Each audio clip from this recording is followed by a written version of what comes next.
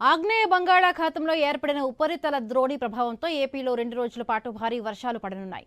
ఈ రోజు రేపు ఓ మోస్తరు నుంచి భారీ వర్షాలు కురిసే అవకాశం ఉంది.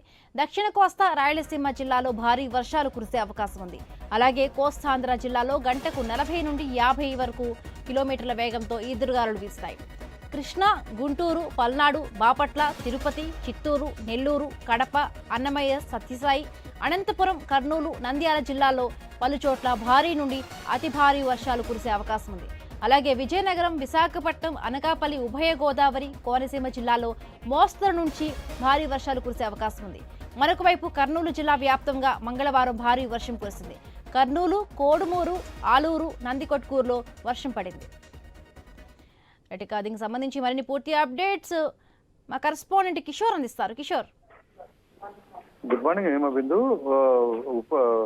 బంగాళాఖాతంలో ఏర్పడినటువంటి ద్రోణి వల్ల ఈ యొక్క ఏపీ వ్యాప్తంగా కూడా భారీ వర్షాలు పడొచ్చని వాతావరణ శాఖ సూచన చేసింది. ముఖ్యంగా ఇటు కోస్తాంధ్ర రాయలసీమ జిల్లాల్లో పలుచోట్ల ఉరుములతో కూడిన మెరుపులు, అలాగే గంటకు 40 నుంచి 50 కిలోమీటర్ల వేగంతో గాలులు వీచే అవకాశం ఉందని చెప్పి వాతావరణ శాఖ తెలియజేసిన నేపథ్యంలో ఇటు ప్రభుత్వ అధికారులందరూ కూడా అప్రమత్తమయ్యారు. అయితే మంగళవారం రోజు అంటే నిన్న కూడా కర్నూలు జిల్లా వ్యాప్తంగా ఇటు రాయలసీమ వ్యాప్తంగా కూడా మోస్తరుగా వర్షాలు కురిశాయి.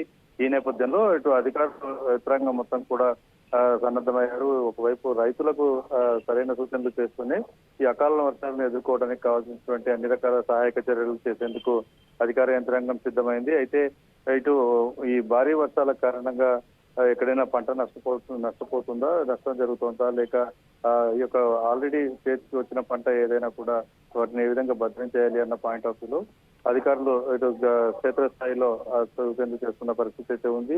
మొత్తంగా చూసుకుంటే ఈ యొక్క ఉపరితల ద్రోణి వల్ల 40 నుంచి 50 కిలోమీటర్లు లేదా అంతకన్నా ఎక్కువ వేగంతో ఎదురుగాలులు వీచే అవకాశం ఉందన్న నేపథ్యంలో ఎక్కడ కూడా ప్రమాదకరమైన సంఘటనలు జరగకుండా ఉండేందుకు ముందస్తు జాగ్రత్తలు చేపట్టేందుకు ఇటు అధికార యంత్రాంగం మొత్తం కూడా సన్నద్ధమవుతున్న పరిస్థితి ఉంది. ముఖ్యంగా నిన్న చూస్తున్నట్లయితే ఇటు కోడుమూరు, ఆలూరు, నందికొట్కూరు ప్రాంతాల్లో కురిసిన భారీ వర్షానికి స్వల్పంగా కొంతమేర పంట నష్టం జరిగినట్లుగా అంచనాలు ఉన్నాయి. అయితే దీన్ని క్షేత్రస్థాయిలో అగ్రికల్చర్ అధికారులు పర్యవేక్షణ చేసి పూర్తి స్థాయిలో నివేదికలు సమర్పించాలని చెప్పి కూడా కలెక్టర్ ఆదేశించారు. ముందస్తుగా విపత్తు నివారణ బృందాలను పూర్తి స్థాయిలో క్షేత్రస్థాయిలో అందుబాటులో ఉండాలని చెప్పి ఆదేశాలు ఇవ్వడం జరిగింది. మొత్తంగా ఈ యొక్క వర్షాలు ఈ రోజు ఎలా ఉంటాయి అన్నది కూడా మనకు తెలిసే అవకాశం ఉంది. అయితే ఈ యొక్క ద్రోణి ప్రభావం ఎంత ఉంటుంది, తీవ్రత, దానికి తగ్గట్టుగా అధికార యంత్రాంగం కూడా సన్నద్ధమవుతున్నట్టుగా తెలుస్తోంది. Right, thank you Kishore, thanks for the updates.